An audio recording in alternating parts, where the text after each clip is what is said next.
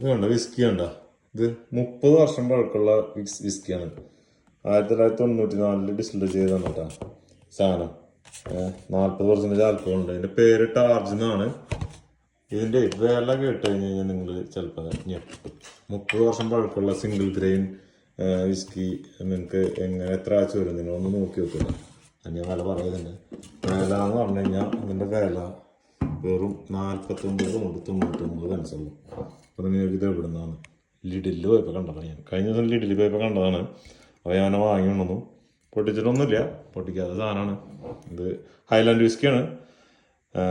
അപ്പോൾ നിങ്ങൾ ഈ സാധനം വേണമെന്നുണ്ടെങ്കിൽ ലിഡിലേക്ക് കിട്ടും. നമ്മുടെ ഇവിടുത്തെ ലിഡിലുണ്ടായിരുന്നു. നിങ്ങളുടെ അവിടെ ലിഡിലുണ്ടോ എന്ന് എനിക്ക് അറിഞ്ഞുകൂടാ.